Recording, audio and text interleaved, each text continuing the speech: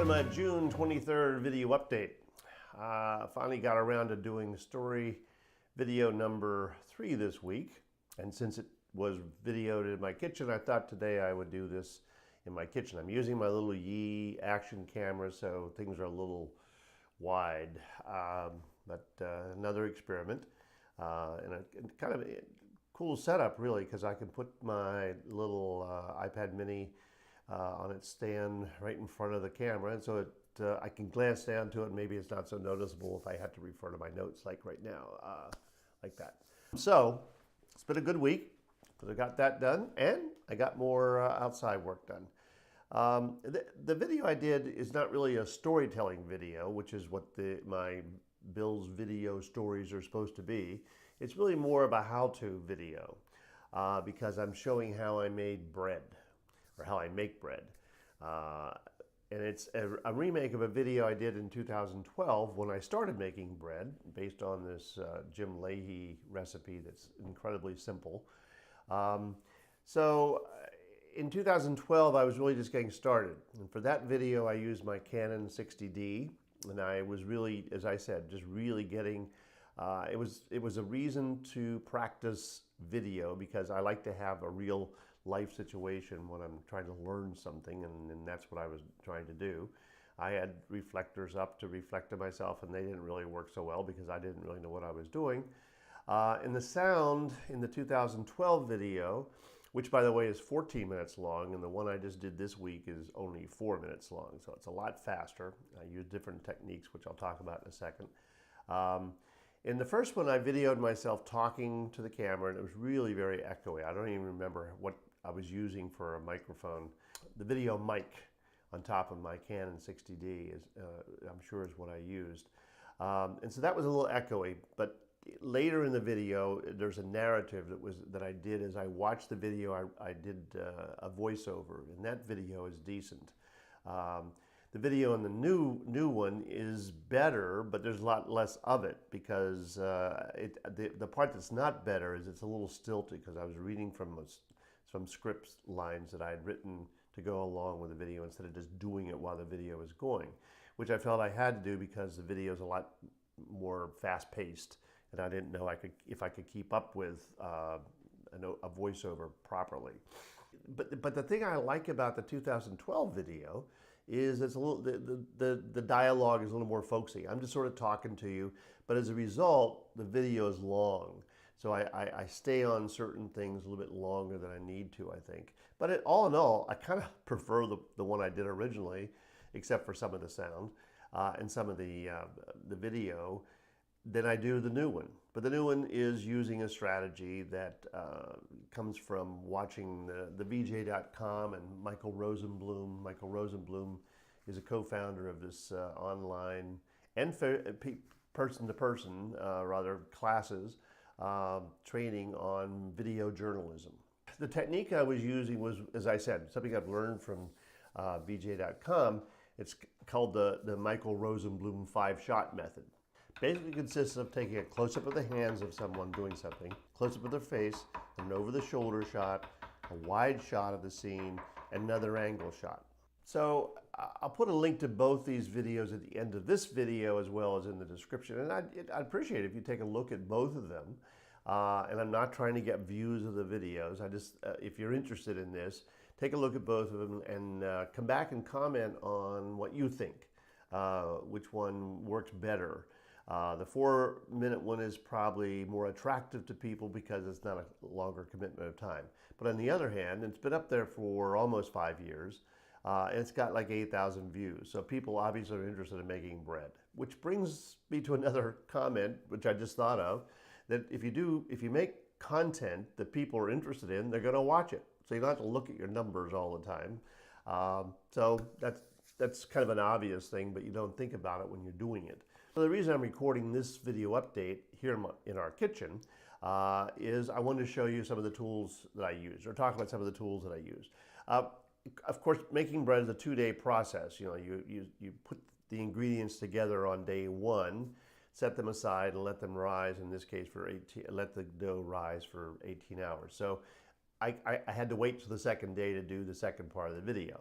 But on the first day, I decided to use this Joby DSLR Gorillapod. And I put the new Movo, my replacement for the shoulder pod, the Movo PR1, on top of the Joby. And I would move it around, and so I had to stop what I was doing to get the camera in place so I could get a close-up of the hands, I got a close-up of my face. And then came the over-the-shoulder, and that was a problem with this.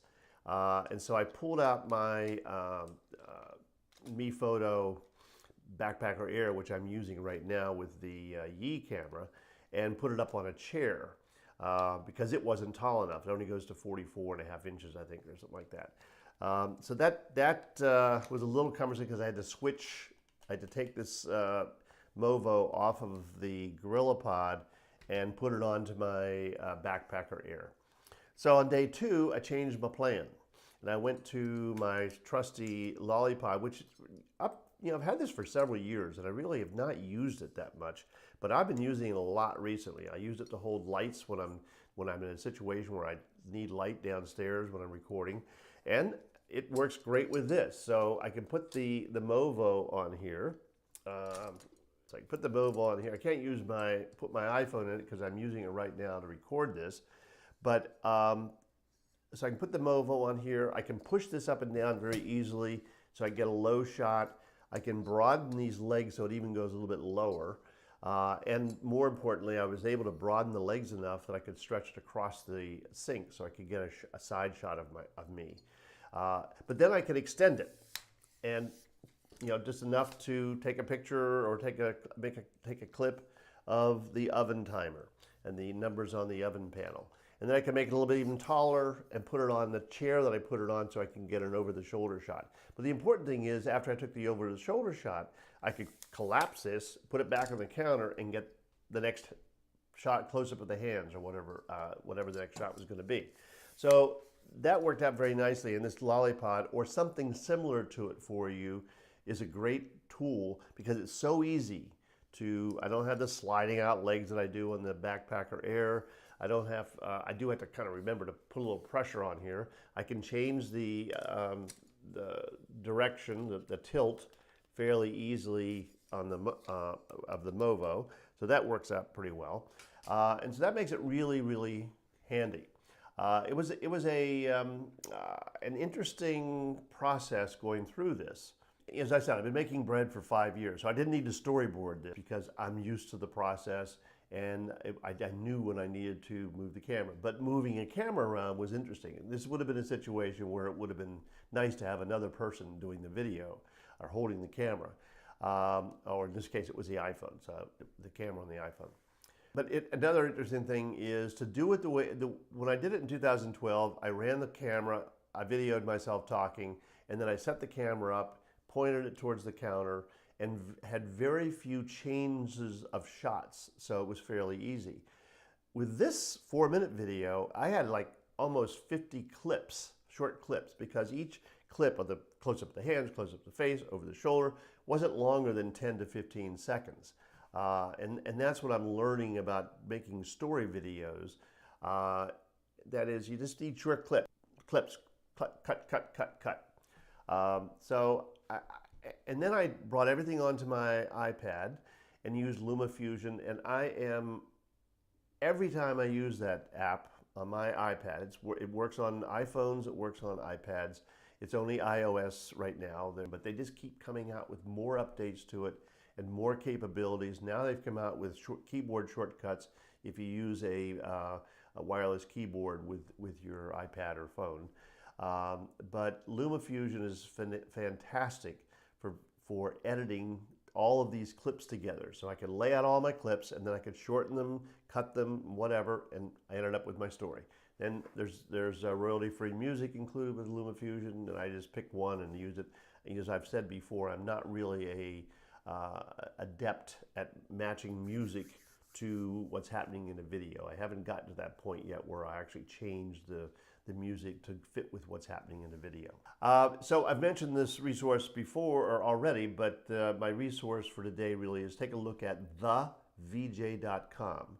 Michael Rosenbloom's website for for his and his wife's Lisa enterprise in teaching folks how to use small cameras, be they small video cameras or smartphones, to put together stories. And their target audience really are journalists or travel photographers, but it's really anybody who wants to tell a story with video. So I've learned a lot in listening to, I mean, I signed up for the trial period. I've gone through almost all the videos they have, and the trial period is not up yet. So I'm trying to find what value there might be in subscribing to it. I think there's ongoing material added, and so that's one of the values. But I really do recommend you take a look at it, or look Michael Rosenbloom, look him up on Facebook or on YouTube, vj.com on YouTube, and also on Facebook, and see what they're saying, because I think you'll find it interesting. And this 5-shot method, it's not rocket science, but it really does make a lot of sense. And if you look at other videos, you start to see that that's kind of the way people do things. Not all people, but very many people. So thanks for checking in this week, and I'll see you next week on Video Updates. Goodbye.